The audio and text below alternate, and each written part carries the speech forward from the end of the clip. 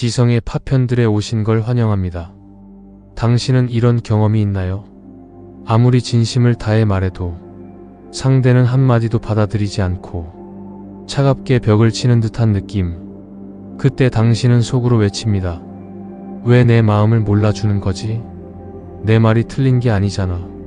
저 사람은 왜 저렇게 완고할까? 그리고 결국 이렇게 결론 짓습니다. 저 사람의 문제가 아닐까? 세상이 이상한 거 아닐까? 하지만 데일 카네기는 단호하게 말했습니다. 논쟁에서 이기는 순간 당신은 사람을 잃는다. 이 한 문장은 짧지만 치명적입니다. 우리는 종종 있습니다. 대화를 설득의 장으로 착각하고 상대방을 굴복시키려 합니다. 하지만 그 순간부터 상대의 마음은 굳게 닫힙니다. 당신의 말은 설득이 아니라 압력이 됩니다. 그리고 관계는 서서히 금이 갑니다. 카네기는 묻습니다. 당신은 정말로 이기고 있습니까? 아니면 모든 것을 잃고 있습니까? 여기서 한 걸음 더 나아가 볼까요? 니체는 말했습니다. 설득이란 말로 상대를 꺾는 것이 아니라 행동으로 마음을 여는 것이다. 당신은 이 영상을 끝까지 본다면 사람의 마음을 얻는 법보다 더 중요한 사람의 마음을 지키는 법을 배우게 될 것입니다. 그리고 이건 어디서도 가르쳐주지 않습니다. 당신이 지금까지 본 어떤 책, 어떤 강연에서도 얻지 못한 깊이일 것입니다. 이 영상 한 편이 당신의 인간관계, 나아가 당신의 삶을 바꿀지도 모릅니다. 그러니 묻겠습니다. 당신은 준비되어 있나요? 사람의 마음을 얻는 법을 넘어서 진정한 관계의 비밀을 배우고자 하는 준비가 지금부터 우리는 당신이 왜 사람의 마음을 잃어왔는지 그리고 어떻게 그 굴레를 깰 수 있는지 차근차근 파헤쳐 나갈 것입니다. 왜일까요? 왜 우리는 아무리 노력해도 사람의 마음을 얻지 못할까요? 당신은 분명 최선을 다했습니다. 상대를 위해 시간과 에너지를 쏟아붓고 진심을 다해 설득했습니다. 그런데도 상대는 달라지지 않았습니다. 오히려 더 멀어지고 심지어 당신의 말에 상처를 입었다고 말합니다. 당신은 혼란스럽습니다. 나는 좋은 의도로 말했는데 왜 상처가 됐지? 내가 뭘 그렇게 잘못한 거지? 그때 당신은 이런 결론에 도달합니다. 아무래도 저 사람은 문제 있는 사람인가 봐. 내 진심을 몰라주는 세상이 잘못됐어. 하지만 데일 카네기는 이 지점에서 우리의 맹점을 꿰뚫어 봅니다. 사람은 논리로 움직이지 않는다. 사람은 감정으로 움직인다. 이 한 문장은 우리의 사고방식을 송두리째 흔듭니다. 우리는 설득할 때 늘 논리로 상대를 이기려 합니다. 더 많은 근거, 더 강한 주장으로 상대를 굴복시키려 하죠. 그러나 그 순간부터 상대의 마음은 서서히 닫히기 시작합니다. 설득하려 할수록 상대는 방어적이 되고 당신의 말은 더 이상 설득이 아니라 공격으로 들립니다. 왜일까요? 니체는 이렇게 설명합니다. 사람은 논리로 설득당할 때조차 결국 감정으로 결정을 내린다. 아무리 옳은 말을 해도 상대의 기분이 상하면 그 말은 마음에 닿지 않습니다. 아니, 오히려 그 말 때문에 관계의 틈은 더 깊어질 뿐입니다. 당신은 여전히 깨닫지 못합니다. 나는 설득하는 중이라고 생각했지만 실은 그 순간부터 상대를 잃어가고 있었다는 것을 카네기는 단호하게 말합니다. 비판과 설득은 다르다. 비판은 마음을 닫게 만들고 설득은 마음을 열게 만든다. 여기서 당신에게 묻겠습니다. 당신은 설득을 하고 있습니까? 아니면 비판을 하고 있습니까? 당신은 상대의 마음을 열고 있습니까? 아니면 당신의 옳음을 증명하기 위해 상대의 마음을 닫고 있습니까? 이 질문은 불편할 것입니다. 왜냐하면 그 대답은 대부분 우리 자신에게 책임이 있기 때문입니다. 데일 카네기는 말합니다. 사람을 바꾸려면 먼저 자신의 태도를 바꿔야 한다. 당신이 지금까지 사람의 마음을 얻지 못한 것은 당신이 나빠서도 아니고 상대가 잘못된 것도 아닙니다.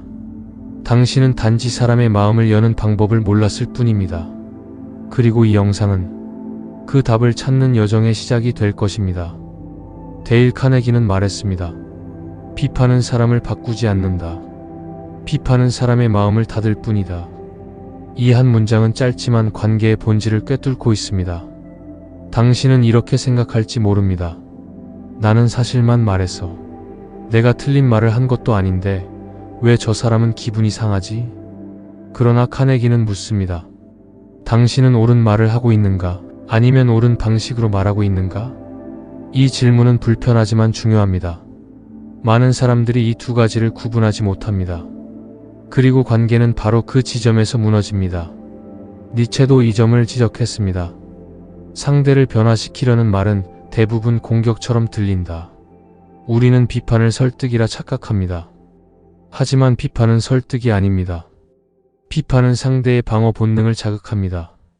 그리고 그 방어 본능은 철옹성이 되어 당신의 말을 막아냅니다. 당신이 비판하는 순간 상대는 더 이상 당신의 말을 들으려 하지 않습니다.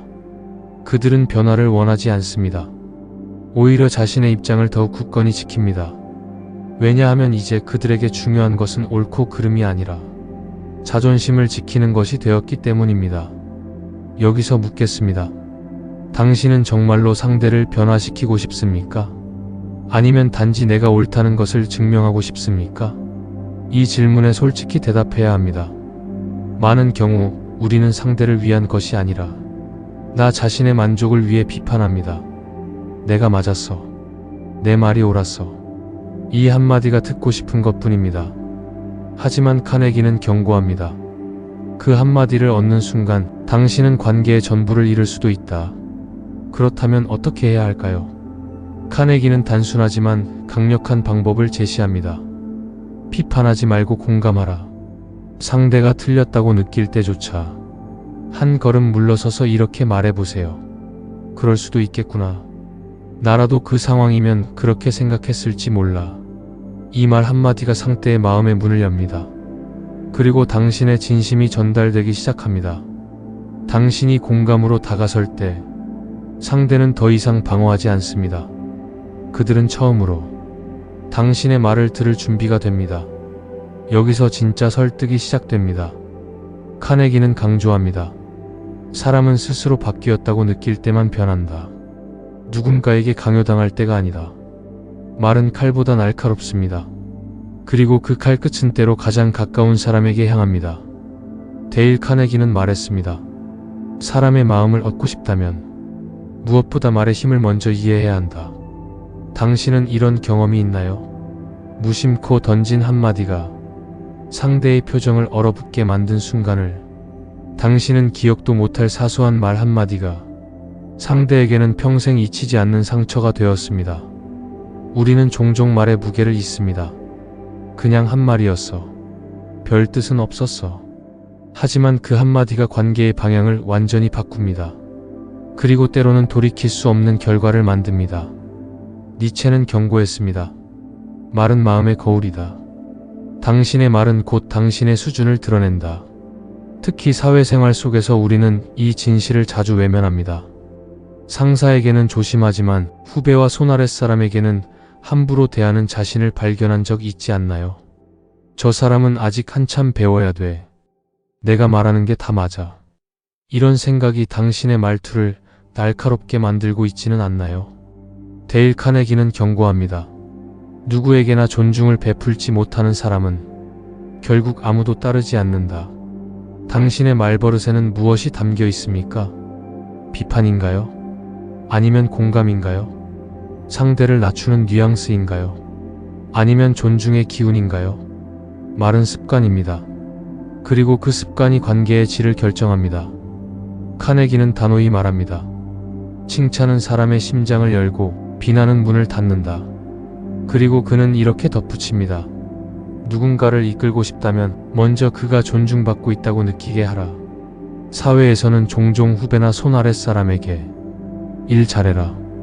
그 정도는 당연히 해야지라고 말하지만 이런 말들은 그들의 의욕을 꺾습니다. 당신의 말 한마디가 그들의 마음의 문을 완전히 닫아버립니다. 그렇다면 어떻게 해야 할까요? 카네기는 단순하지만 강력한 방법을 제시합니다. 비판하지 말고 공감하라. 상대가 틀렸다고 느낄 때조차 한 걸음 물러서서 이렇게 말해보세요. 그럴 수도 있겠구나. 나라도 그 상황이면 그렇게 생각했을지 몰라. 그리고 이런 말을 더해보세요. 당신의 시도는 정말 가치 있었다. 이 부분에서의 성장은 분명히 보인다. 이 말들은 상대의 마음에 부드럽게 스며듭니다. 그리고 차가운 마음의 문을 천천히 열어줍니다. 니체는 말했습니다. 진짜 변화는 누군가의 지시에 의해 이루어지지 않는다. 그것은 스스로의 결심으로부터 나온다. 당신이 공감으로 다가설 때 상대는 더 이상 방어하지 않습니다. 그들은 처음으로 당신의 말을 들을 준비가 됩니다. 카네기는 강조합니다. 사람은 스스로 바뀌었다고 느낄 때만 변한다. 누군가에게 강요당할 때가 아니다. 그리고 이 말을 기억하세요. 존중은 관계의 시작이자 끝이다. 이제 당신에게 묻겠습니다. 당신의 말은 지금 누군가의 마음을 열고 있습니까? 아니면 그 문을 더욱 굳게 잠그고 있습니까? 설득은 상대를 밀어붙이는 것이 아닙니다. 설득은 상대가 스스로 문을 열도록 기다리는 것입니다. 그리고 그 기다림 속에서 당신의 말이 진심이 되어야 합니다. 많은 사람들은 설득을 오해합니다. 설득은 상대를 논리로 밀어붙여 끝내 고개를 끄덕이게 만드는 것이라고 생각합니다. 하지만 데일 카네기는 말합니다. 진정한 설득은 상대가 스스로 선택했다고 믿게 만드는 것이다. 이 말은 관계의 본질을 송두리째 바꿉니다. 당신이 아무리 옳은 말을 해도 상대가 그 말이 자신의 생각이라고 느끼지 않는다면 그것은 설득이 아니라 강요일 뿐입니다. 니체는 한 발 더 나아가 경고했습니다. 강요로 얻은 동의는 내면의 저항을 낳는다. 당신이 이겼다고 생각하는 순간에도 상대의 마음속에는 보이지 않는 저항이 자라납니다. 그리고 그 저항은 언젠가 당신과의 관계를 무너뜨리는 씨앗이 됩니다. 당신은 회사에서 이런 경험을 한 적 있나요? 회의 중 후배가 낸 아이디어가 미숙해 보여서 그건 말이 안 돼. 다시 생각해와. 라고 말한 순간 그 후배의 눈빛이 서서히 식어가는 것을 본 적 있나요? 혹은 집에서 가족에게 이렇게 말한 적 있나요? 내가 다 경험해봐서 아는데 그건 안 돼. 내 말대로 해. 이게 맞아. 그 말들은 옳을지 몰라도 상대의 마음을 닫게 만들었습니다. 당신은 이겼지만 동시에 관계의 온기를 잃었습니다. 카네기는 말합니다. 사람은 자신의 결론이라고 느낄 때만 변한다. 그렇다면 우리는 무엇을 해야 할까요? 당신은 질문해야 합니다. 당신은 귀 기울여야 합니다. 당신은 말하기보다 듣는 사람이 되어야 합니다. 당신은 어떻게 생각하나요? 이 문제에 대해 당신의 관점은 무엇인가요? 이 질문들은 상대가 스스로 생각하도록 이끌어줍니다. 그리고 그 순간부터 대화는 설득이 아니라 공동의 탐구가 됩니다. 니체는 덧붙입니다. 누군가를 설득하고 싶다면 그가 스스로 깨닫도록 기다려야 한다. 진정한 설득은 강요가 아닙니다. 그것은 기다림입니다. 상대가 스스로 깨닫고 스스로 변화를 원할 때까지 기다리는 인내입니다. 당신의 존중이 그 기다림의 힘이 됩니다. 당신의 공감이 그 기다림을 견디게 합니다. 설득이란 상대를 이기는 것이 아닙니다. 설득이란 상대와 함께 같은 방향을 바라보는 것입니다. 그리고 그 길의 시작은 상대를 존중하는 당신의 태도에서부터 시작됩니다. 당신은 이제 깨닫고 있을지도 모릅니다. 사람의 마음을 얻는 일은 상대를 바꾸는 것이 아니라 나를 바꾸는 것에서 시작된다는 것을 데일 카네기는 말했습니다. 상대방을 바꾸고 싶다면 먼저 나 자신을 바꿔야 한다. 이 말은 단순하지만 냉혹한 진실입니다. 우리는 종종 이렇게 말합니다. 내가 변할 이유는 없어. 문제는 저 사람이야. 저 사람만 변하면 모든 게 좋아질 거야. 하지만 니체는 경고합니다. 다른 사람을 바꾸려는 사람은 결국 자신을 잃는다. 관계가 바뀌지 않는 이유는 명확합니다. 당신은 여전히 같은 방식으로 말하고 같은 방식으로 행동하고 있기 때문입니다. 당신이 변하지 않는 한 상대가 변할 이유도 없습니다. 왜냐하면 관계란 거울이기 때문입니다. 상대의 반응은 당신의 태도의 반사입니다. 예를 들어볼까요? 회사에서 후배가 실수를 했을 때 당신은 이렇게 말한 적 있나요? 아니, 그걸 그렇게밖에 못해? 내가 몇 번을 말했어? 왜 이걸 또 틀려? 이 말들은 후배의 마음에 자책과 두려움을 심습니다. 그리고 다음번 시도에 대한 열정을 꺾습니다. 하지만 카네기는 이렇게 말합니다. 상대가 틀렸을 때는 비난이 아니라 기회가 열리는 순간이다. 그렇다면 어떻게 말해야 할까요? 이번 결과는 예상과 달랐지만 여기서 배울 수 있는 게 무엇일까? 다음번에는 이런 방법을 같이 시도해볼까? 이런 말들은 후배의 마음에 도전과 성장의 씨앗을 심어줍니다. 가정에서도 마찬가지입니다. 당신은 가족에게 이렇게 말한 적이 있나요? 아무리 말해도 왜 못 알아들어? 이건 좀 생각 좀 하고 해. 이 말들은 가족에게 상처를 남깁니다. 그리고 당신이 설득하려는 의도와는 반대로 더 깊은 거리감을 만듭니다. 하지만 이렇게 바꿔볼 수 있습니다. 그 부분에서 당신이 고민한 게 느껴져.